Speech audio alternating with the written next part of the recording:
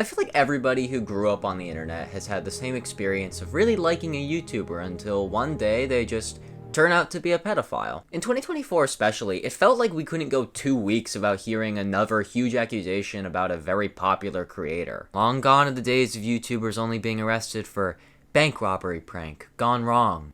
A few days ago, Andrew Tate and his brother were arrested in Miami to be extradited to the UK for charges of rape and sex trafficking. In my first draft of this video that I started a few days before this news broke, I had a later segment planned about Tate and how insane it was that despite the severity of his crimes and the fact that 3 world governments were investigating him for them, that he was still walking free and streaming to hundreds of thousands of men. So this development is actually really great news to be getting, but it does kind of raise the question even more. Why haven't other YouTubers canceled for sexual abuse been arrested?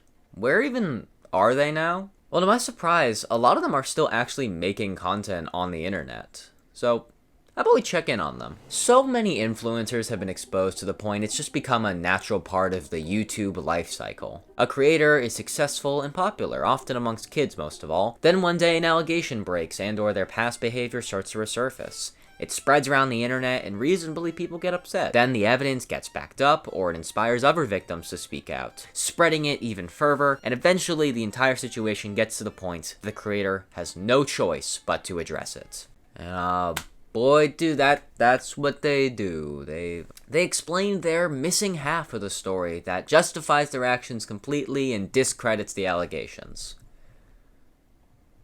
Or at least that's what they hope it'll do. But instead, these apologies are so laughably bad that they get even more people talking about it and making fun of the apology. For example, many people like myself were not aware of Colleen Ballinger or what she did until her apology song unified the internet to tear it to pieces. You couldn't refresh your homepage in 2023 without seeing a single thumbnail of her weirdly filtered face, ukulele in hand, and some yellow text above. And these videos often included lengthy explanations of everything she did for viewers like me who didn't even know who she was beforehand. She tried following it up months later with a more traditional YouTuber apology. And yeah, it's an improvement over her first attempt, but can you do that? Not only say that sending your friends nudes to children, having kids reach into your pants on stage, mailing your underage fans your underwear, and legit so much more were just immature actions. There have been moments where I was immature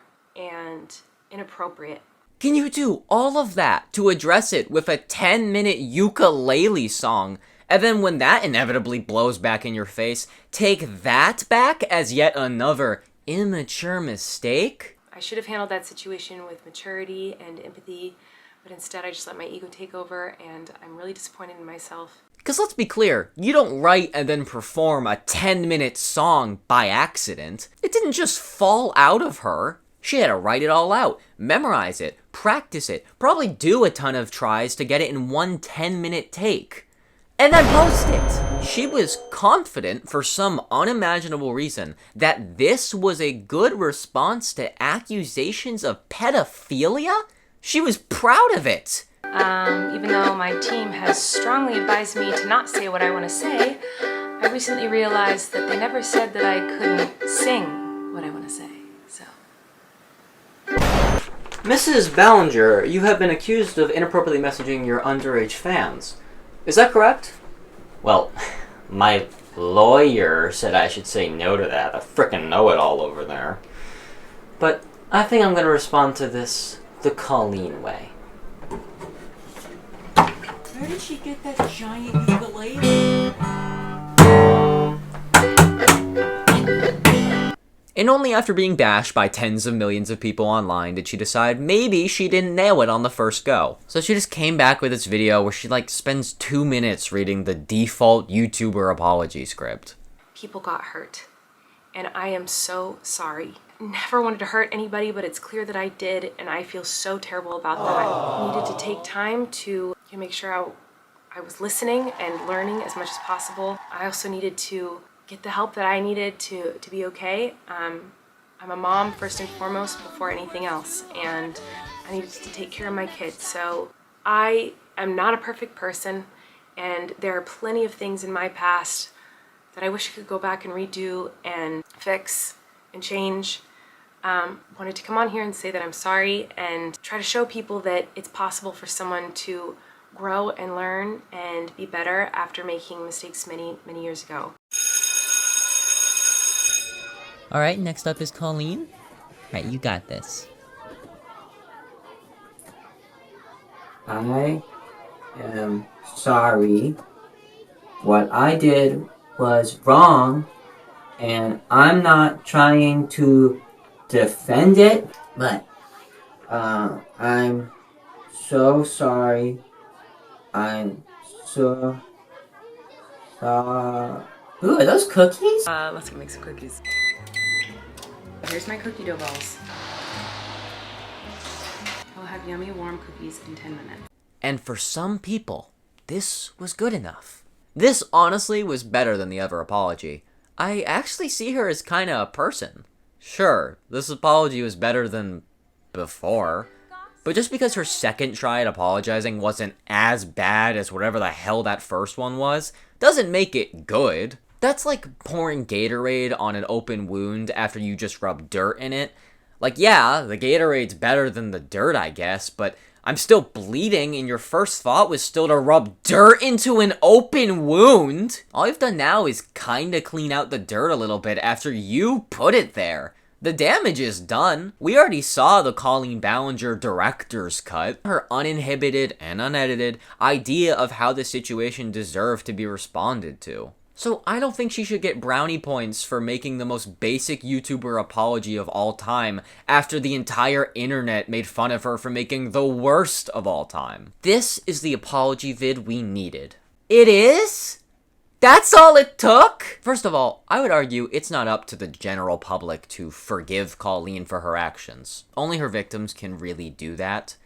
And this video wasn't for them. Also, this apology, like many of its kind, skirts so much accountability off of her to have just making mistakes and being immature, which doesn't feel like nearly enough given the severity of this situation. It's still not good enough.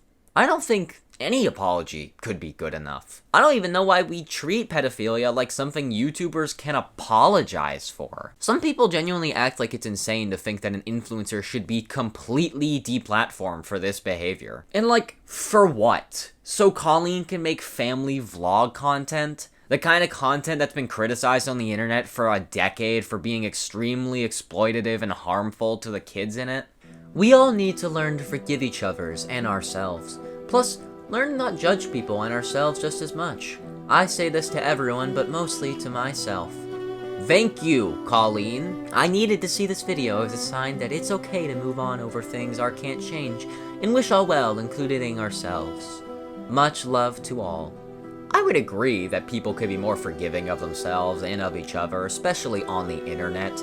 But Colleen Ballinger is not one of those cases. She didn't get outed for saying something 20 years ago that aged badly, or something taken deliberately out of context to stir up controversy. She was exposed for sexual behavior with and around kids in her 30s. That isn't something you can just reflect and move on from once you've forgiven yourself. This was a much better apology. Good job!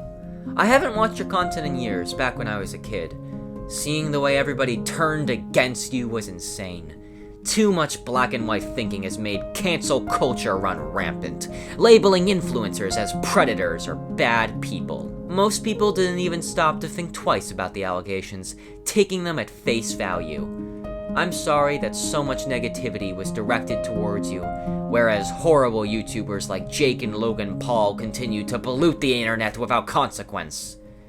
Despite never being a huge fan of yours, I support you and I'm really happy seeing you thrive. You seem like a great mother.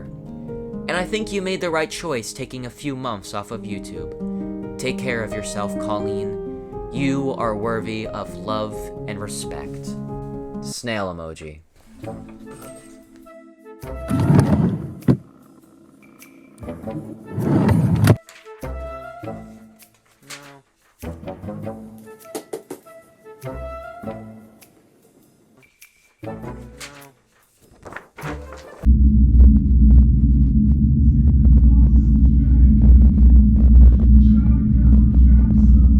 Sorry, I was just seeing if I maybe missed something. Nowhere in Colleen's videos did she in any way explain or provide contrary evidence to any of the allegations. So, I don't know how people mistakenly could have taken her actions at face value. If anything, her fans are the ones taking her behavior at face value. Like, not seeing how weird it is for Colleen to be venting about her ongoing divorce in a group chat of kids. Maybe I'm just stupid, but I don't see a lot of gray area in sending kids your underwear and spreading their legs open on stage. The proof is publicly available, a lot of which was voluntarily posted by Colleen or done at her public live shows. So, how has this actually affected Colleen's channel? Colleen had about 8 million subs before her cancellation, but still has about 3 million today. Her vlog content receives views in the tens of thousands now, which gradually dropped off post-controversy. I'm guessing some people stuck around to see if the situation would evolve, or maybe some fans found out late and left then. Before, she was pulling in average views around 200,000 and 300,000. Now, of course, this is a large drop in viewership, but is it enough? As you look through her channel, you can see she primarily vlogs about raising her kids. As such, the fanbase she still has is primarily moms who relate to Colleen and are very invested in her life. She has an extremely supportive group of tens of thousands of people who are still watching her content and standing with her. And look, I know on YouTube numbers like 50,000 aren't treated as huge, but like, that's a lot of people. That's well over double the amount of people that can sit inside Madison Square Garden. And that many people are active fans of a family vlogger who is proven to have extremely inappropriate behavior with children. And Colleen's fans are aware of the scandal. They've just chosen to forgive her or ignore it. I've even seen some comments lamenting how horrible it was for them going without Colleen's videos during her break after the news hit. Which, like, if your favorite YouTuber gets outed for sexualizing children and your biggest concern is going 5 months without knowing what Colleen Ballinger is up to every day, I think you might need to recheck your priorities. All this to say, yes, Colleen received enormous backlash from the internet and has taken a pretty massive hit in viewership. However, she is still using her platform as a career, making money off of daily vlogs that people are still tuning into. I mean, just a few months ago, she went back on tour to 4 US cities. She recently was on the Tea Time with Raven and Miranda podcast, where she was for some reason given yet another platform to tell her side of the story. But she skirted so much responsibility off of herself that they had to change the title because they realized she didn't apologize. This is a woman who is proven by hordes of evidence to have had extremely inappropriate relationships and interactions with children, who used them for free child labor and like therapists during her divorce, who sexualized and bullied kids on stage as jokes. So the fact that she can still be in any position where she is seen as a lovable public figure by anybody, particularly as a family-friendly vlogger trustable with kids, greatly disturbs me.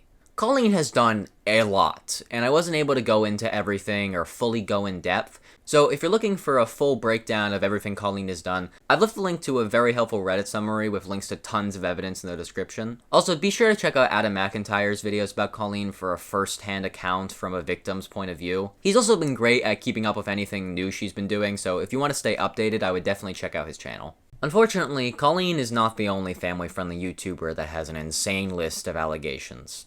Far from it. James Charles is a phenomenon of a person that I will never understand. A man who I only hear about through controversies, and yet every time I check his channel, he still has 20 million subscribers. His most famous controversy in my eyes was in 2021, when it came out he had been texting 16-year-old boys and sending them sexually explicit messages. His response to this was that they said they were 18 and they looked older for their age, which is already an insanely sketchy response. But it wasn't just one case. Over 15 boys came out and said that he had texted them. And I don't know, but I feel like by the second time it happened, I would have just stayed completely clear of anyone who can't check themselves into a Great Wolf Lodge. He admitted to texting 2 of these boys. The rest are technically still alleged, but like 2 is still crazy. In his video, Holding Myself Accountable, he promised to hold himself more accountable to verify such things better in the future. Which, like, Feels like when a company says they're gonna do an internal review of a complaint against them. We are pleased to report that we have investigated all accusations against our partners and found no evidence of any wrongdoing whatsoever. In fact, we found no evidence supporting the claim that any accusations were ever posed against us in the first place. Case closed. James has been involved in a constant stream of controversies over the years, but what matters is, when we look at him today, he still has 18.8 million followers on Instagram, 23 million on YouTube, and nearly 40 million on TikTok? Who are these people? Kids.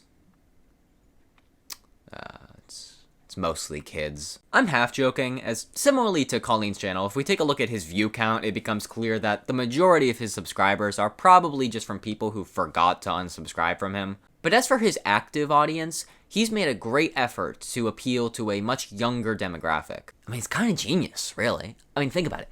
Who's most likely to like a creator despite all the shady stuff they've done than dumb little kids who don't even know about it? I must say though, to my horror, a surprising amount of his fanbase are still adults, which confuses and concerns me deeply because they love him. I don't care what people say about James, he keeps me entertained. The real ones are here for the support. And I've just rolled my joint, James. I love you. Degenerates aside, James does have a very large following of children. And that's not a secret, that's intentional. You can see it in the content that he's making. This new generation he's gearing his videos toward are brain-rotted iPad babies, weirdly obsessed with skincare and Mr. Beast challenges, who couldn't give less of a shit what skeletons James Charles is hiding. They're 10. And I think it's kind of disturbing that after losing so many fans for sexting teenagers, that his idea was to shift his content towards an even younger audience, because they would be the ones less likely to know about what he did. Now, I wouldn't necessarily go so far as to say he's conspiring to groom a new generation of victims, but like, he's still grooming a very young audience to support him. And this is something we see a lot with predators who make content online. They have very young audiences. Minecraft YouTubers half turning out to be predators isn't just a meme, it's a little bit true. And this is a long-standing trend across tons of kids' entertainment. Minecraft and Roblox YouTubers, behind the scenes of Nickelodeon, priests, teachers, all of these positions are notorious for predatory behavior because of the position of power they have over kids. And James Charles using the naivety and innocence of kids to generate an audience unaware of what he did, that being the predation of teenagers, is no different.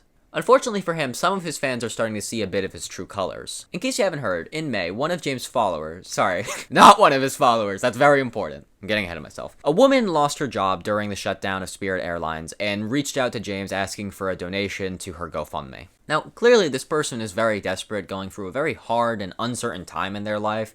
I don't think any adult would ever send their prayer to James Charles if life was going exactly as planned.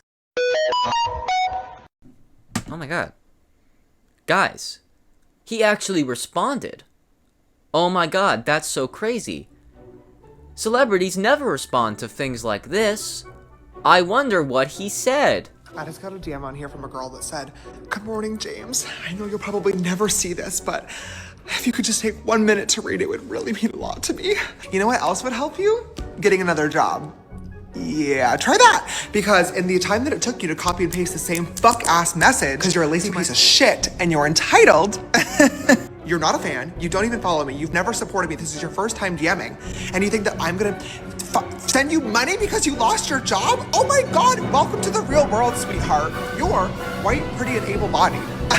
Why would I fucking help you? I rehired all 17,000 of the Spirit Airlines. This bitch, you lost your fucking job? Into the workplace. Nothing. I'm gonna do nothing. You know what you need to do? Go find a fucking new one, girl. I'm sure they do, sweetheart. I'm sure they do. Like, I feel like he could have just ignored the DM. That's the thing about all of this to me. Besides the fact that he was cruel on some borderline supervillain level, he didn't need to say anything at all. He wouldn't have been called out if this person went online and said, "Guys, I texted James Charles asking him for money and he never texted me back. We should kill him." But instead, he was so genuinely enraged by this that he decided to record himself being the most insufferable asshole imaginable, and then he posted it? What did he think would happen when he uploaded this? Did he think we were gonna take his side against a random fan who just lost their job? Did he think we would be enraged by that? And he talks in this video with this condescending self-righteousness, making jokes the entire time, because clearly he thinks it's really funny that this person is finally getting hit by the real world. Though I think there's quite an insane irony in the welcomer to reality being the same guy who recorded himself bawling his eyes out because TikTok was gonna get shut down. This is really the first platform that I feel like I've been able to be myself on. Oh no! One of my forms of income is gonna be taken away! What am I gonna do with only Instagram and YouTube and the personal brands that I sell? Oh god, what's gonna happen to me? He just thought he was so untouchable that he could just say whatever the hell he wanted and he wouldn't face any consequences for it. Just as Colleen thought the internet would forgive her after a 10-minute ukulele solo. These people think they're invincible. Or worse, I think they know that they kinda are. If you're a YouTuber accused of pedophilia, unless you were quite literally on Epstein Island, all you have to do is make some shitty apology, wait a few months, and you'll still have fans waiting for you. The difference, of course, being that if they were on Epstein Island, they wouldn't even need to apologize, and instead could directly skip to their political career. Now, these two aren't the most currently relevant cases, I know, so I want to try and go through a few more recent examples of people with similar accusations who are still online in some form. Dr. Disrespect. I have to go. In 2020, Dr. Disrespect was banned from Twitch, which he explained in 2024 was because of messages sent in 2017 that, according to him, sometimes leaned too much in the direction of being inappropriate. So, yeah, you can decide what the fuck that means. He continues to stream to this day on YouTube and Rumble, with plenty of viewers and donors alike. Witness, sir, thank you for the $10, Doc. I'm 20 minutes deep in some spice, hot, acidic, goosebump-driven diarrhea, and I ran out of toilet paper. Shit out of luck. In 2023, SS Sniper Wolf doxed Jack's films during his critique of her reaction content, which to me is kind of like if someone told you to stop smoking in a no-smoking zone, so you break their legs. She was temporarily demonetized by YouTube, but that's it.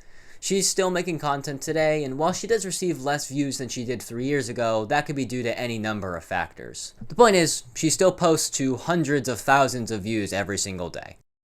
Shane Dawson received backlash around 2020 for resurfaced jokes that were racist, pedophilic, and about fucking his cat. He hasn't posted on his main channel since 2025, but he still posts fairly frequently on his second channel, which gets views in the high hundreds of thousands. Now, compared to everybody else that I'm talking about in this video, Shane's actions are technically not illegal, but they are still really weird, and I think he's still a good example of a person that was canceled, yet still has a very large platform. I mean, this is a guy who did blackface a ton in his old sketches and pretended to masturbate to a picture of an 11-year-old, and still has a platform of 1 million people.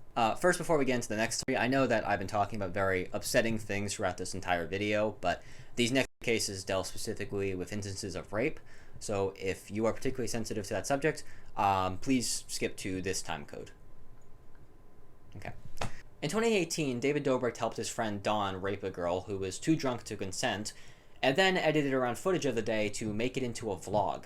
After he filmed an apology, which I can only assume was filmed on the same set as Colleen's, he took a 3-month break from YouTube and returned for about a year until taking another break after former Vlog Squad member Jeff Wittick sued him after sustaining a life-threatening injury while swinging from a crane that David was operating. David has since come back after 3 years, where he's frequently posting to millions of views. So, Tana Mongeau accused Cody Ko of raping her when she was 17 and he was 25. I've seen a lot of people online try to argue that it was consensual, but that's obviously impossible because she was underage. As pressure increased when this came out, Cody Ko stayed silent for months, and upon returning he apologized for his absence, and only really said about the situation that he was sorry if people saw him differently now. Although he did lose lots of fans, he still does have a very large fan base watching his content. So, yeah.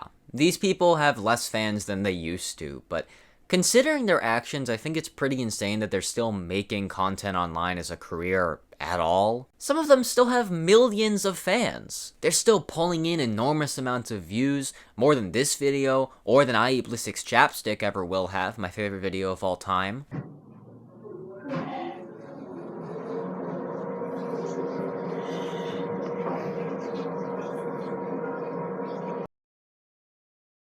They still have hundreds of comments praising their content, praising them, saying how glad they are for their content to still exist, despite everything. In my opinion, the internet has a terrible problem of treating these stories like they're just internet drama, or cancel culture gone rampant. And I hope I'm not contributing to that by putting in jokes in this video. These are crimes, and it makes me feel insane that there are people that have just moved on from these accusations and are still supporting them. Now, I want to make it clear, I understand the legal fact that most of these things I've talked about have not become criminal cases because no witnesses or victims have approached law enforcement to investigate. The police can't just open an investigation because it's the talk of the town on the internet.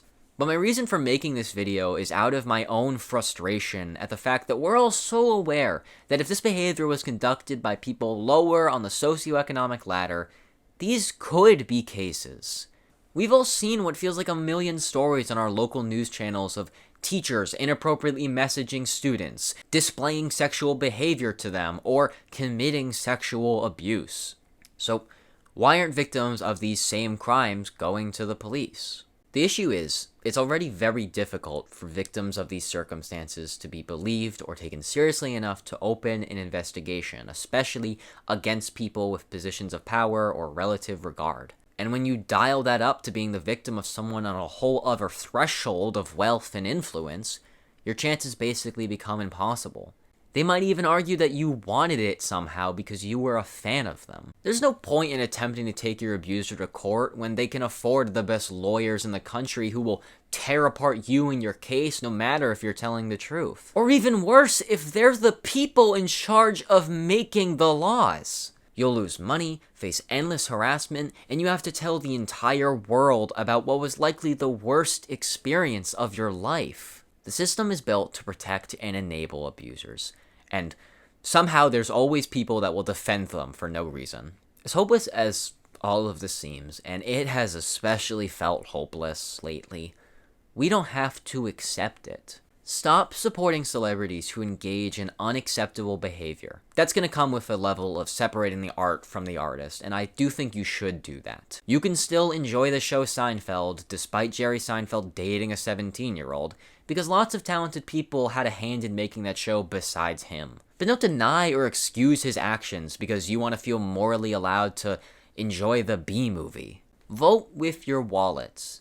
Don't go out to support a movie that casts predators. Don't buy music tickets to artists who are abusers. And if you absolutely need to consume content made by these people,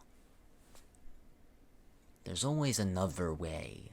As overwhelming as I know it can be to keep up with all this negativity, please don't let yourself become ignorant to it. I know it would be so much easier and so much nicer to just block it out, but we need to stay aware. Because once you start ignoring it and you just blindly support these people, you tell them and the studios that hire them that they can get away with anything. That's why we see the behavior that we do. That's why YouTuber apologies are the way that they are. Because these people have been taught that they can get away with anything as long as they put out some shitty response afterwards. These videos aren't made to truly make amends with the affected parties. They don't give a shit about that. They're manufactured damage control. They just want to say what they need to get you off their backs. That's why they always talk about how hard it's been for them. That's why they always talk about the concept of taking accountability instead of showing how they're actually going to. And that's why they say they were young or in the wrong headspace without explaining why they ever thought it was okay. We should not have to share this platform with abusers, and their victims especially should not have to. They shouldn't see their abuser getting tens or hundreds of thousands or millions of views from people who are choosing to ignore what they went through or downplaying it for the sake of their own entertainment. I am just so sick of cancel culture. Not the cancel culture that conservative comedians spend their sets bitching about, you can't joke about anything anymore. These snowflakes, they won't let me say anything. I mean the cancel culture that protects horrible people from real consequence, that turns terrible crimes into internet drama that we all talk about for a week before we move on to the next thing as if we somehow handled that last one correctly. I mean the cancel culture that says a pedophile having a smaller yet still surviving fan base is nearly enough punishment for what they did. I've been struggling to figure out how to end this video for a while now, but I think all I can say is I'm upset. And with the rest of my content going forward, I would like to try and leave people more entertained and happier than they were when they started, but I think maybe this is just something that we all need to be a little more upset about. So, do me a favor and check if you're one of the people that forgot to unsubscribe from any of these channels I talked about, and finally do it. Because even if it's fake, these people don't deserve to think they have that large of a platform. Because I mean, 40 million? Are you fucking kidding me?